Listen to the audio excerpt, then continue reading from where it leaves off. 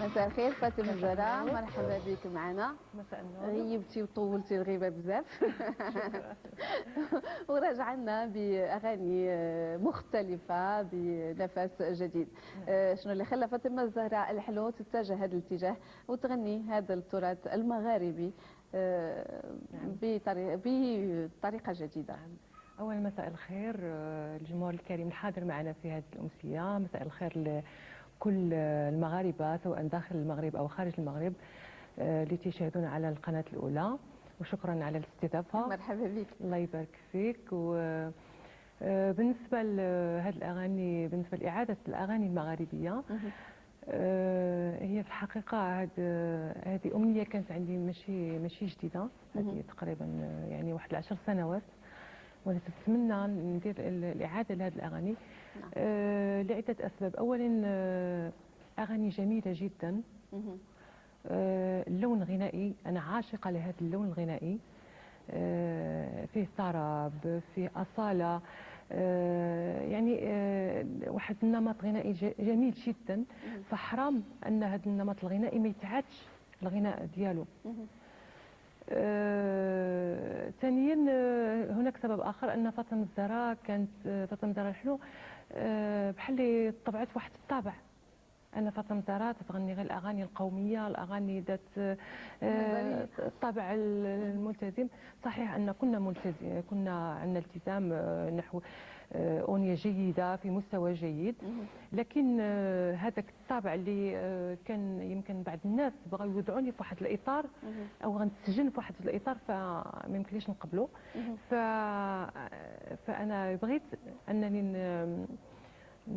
نقول لهاد الناس او الجمهور ان فاطمه الزهراء قادره على غناء جميع الانماط وجميع الالوان الغنائيه. شنو اللي حفزك؟ واش هاد الشباب اليوم اللي كيطرقوا الابواب وتيحاولوا ينقبوا على بزاف ديال الانغام الموسيقيه، وهل هو شيء محفز ام ماذا؟ لان كنشوف انا خلال دابا لقاءاتي مع الشباب، ومن خلال لقاءاتي ايضا مع المغنيين والمغنيات القدام شي شويه، ما نقولش بزاف غير شي شويه ماشي بزاف، ان هناك احساس ربما بان الشباب اليوم مضروب، وشباب اليوم باغي يوصل، وشباب اليوم متحمس، بينما ظروفكم انتم كانت مختلفه. كتنتظروا ان الاعلام يجي عندكم، كتنتظروا بانه الاعتراف يجي من الجمهور، بينما الشباب هو اللي تيسعى تيفرض وجوده، تيحاول ينتزع هذا الاعتراف. لا، شو هي الظروف؟ طبعا الظروف غير الظروف، مثلا ماشي نفس الظروف اللي كانت في الثمانينات او في التسعينات. الظروف تغيرت.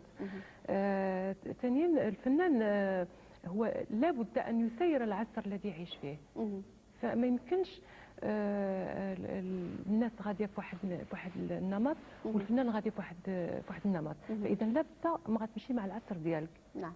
فثانيا الفنان هو دائما شاب، بفنه يبقى دائما شاب. الجيل الان، هذا الجيل الان الحالي، انا تنشوف ان عنده اكثر حظا من الجيل. تنشوف ان الجيل ديالنا حنايا كان اكثر هو اللي كلا العصا. يعني فاطمه الزهراء ما جاتش في وقتها. لا، ما جاتش في وقتها صراحه. كانت تجي قبل يا تجي من بعد. يا اما قبل يا اما من بعد. على اي لان الجيل الان عنده اكثر، المجال مفتوح له اكثر. عده برامج بلا ما نذكر الاسماء ديالها، لا هو انا في المغرب او خارج المغرب. نعم. كاين المجال، يعني هاد الشباب عندهم المجال فين يبدعوا. من قبل ما كاينش المجال، ما كاين برنامج واحد كان هو مواهب، ما يمكنش كلشي غيمشي لهذاك البرنامج، وماشي كل غيمشي. فكان الفنان خصو ومثلا حل الان خصو يشري الكلمات، خصو يشري الالحان، يشري شحال ويا ترى واش هاد الاغنيه هذه واش فعلا غتنجح او ما غاديش تنجح، او غداع او ما غداعش. يعني لا، غير الشباب الان يعني كاين هناك تعاون بيناتهم، يعني حتى هذه القضيه ديال شراء اللحن وشراء الكلمات ربما ما كتطرحش هاجس ولا لا المهدي. اغلبيتهم تيكتبوا كلماتهم، تلحنوا موسيقتكم، او لا بيناتهم تيتعاونوا، فهناك شويه ديال التضامن. ماشي كلشي الفنانه هنا دابا في ليجان، يعني كاين ما كيكتبوش، ولكن كاين واحد التعاون، يعني كاين تضامن بيناتهم. كاين واحد التضامن. الانسان يعني بلا ما كتحاسب معاه بلا والو، كيجي كيكتب لي ان تيكست صافي تحل. اللي بغيت نضيف، ما يمكنليش نظلم الجميع، ما يمكنناش نتكلموا، لان انا ما نتكلمش على يعني على الجميع. هناك استثناءات طبعا، انا تعاملت مع الاستاذ محمد حايد الشاعر المغربي المقتدر، تعاملت مع الاستاذ محمد مازري، تعاملت مع واحد المجموعه اللي ما كانش نهائيا، ما كانش ماده مطروحه نهائيا، كان العمل الفني هو الاساس. على اي حنا غادي نفتحوا صفحه جديده معك فاطمه الزهراء، وغادي علاش انا بالي الصفحه ديالي كانت مالها؟ لا بغيت نوصلك هذا الحماس ديالكم مع الحماس ديال الشباب. دابا نبداو يمكن غتلقيني اكثر حماس. هادشي اللي بغيت نقول يعني.